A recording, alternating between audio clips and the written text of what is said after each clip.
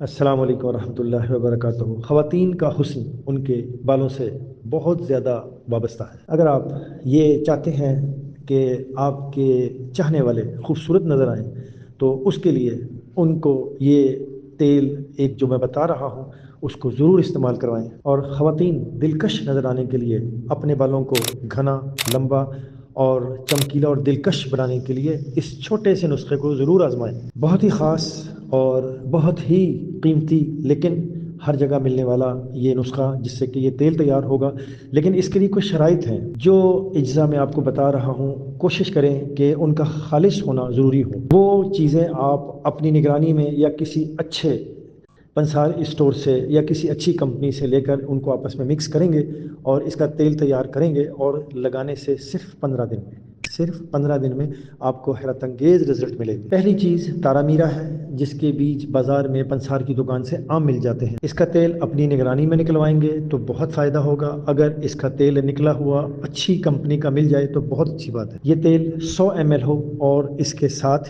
ہی کلونجی کا تیل، یہ بھی کسی اچھی کمپنی کا ہو، یہ 50 ml ہونا چاہیے۔ ناریل کا تیل بازار میں عام مل جاتا ہے اچھی کمپنیوں کا، وہ بھی 50 ml۔ ان سب کو مکس کر لیں۔ وائٹامن ای کے کیپسول اس میں تقریباً 15 آپ ڈال لیں اور ان سب چیزوں کو بہت اچھی طرح مکس کر کے اور کسی میں جگہ محفوظ کر لیں۔ جب بھی استعمال کرنا ہو اس کو پہلے اچھی طرح مکس کریں، پھر اس کو بالوں کی جڑوں میں انگلیوں کے ساتھ لگائیں، اور اگر لگانے سے پہلے آپ بغیر ٹپس کا ہیئر برش جس کے آگے ٹپس نہ ہوں اس کو بالوں میں پھیریں جلد میں، تاکہ ہلکی ہلکی سی خراش محسوس ہو اور آپ کا دوران خون سر کی طرف زیادہ ہو، پھر اس کو لگائیں۔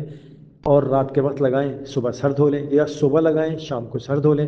اس سے انشاءاللہ تعالی آپ کے بال بڑھیں گے، گھنے ہوں گے، چمکیلے ہوں گے، اور اس کے فائدے جو آپ کو محسوس ہوں گے اس کے لیے آپ ضرور دعا دیں گے۔ میرے پاس آپ لوگوں کی طرف سے بھی ٹپس آتی ہیں، اور مجھے جو علم اللہ نے دیا ہے میں وہ بھی آپ تک بانٹتا ہوں، اور آپ سے بھی درخواست ہے کہ جو آپ کے پاس ایسی چیزیں موجود ہیں مجھ تک پہنچائیں، میں لوگوں تک پہنچاؤں۔ ہم لوگ خیر کو بانٹنے والے بن جائیں۔ خیر پہلے ہمارے گھر آئے گی، بیل آئیکن پر کلک کرنا، سبسکرائب کرنا، خیر کی بات کو لوگوں تک پہنچانا، یہ آپ کی بھی ذمہ داری ہے۔ السلام علیکم ورحمۃ اللہ وبرکاتہ۔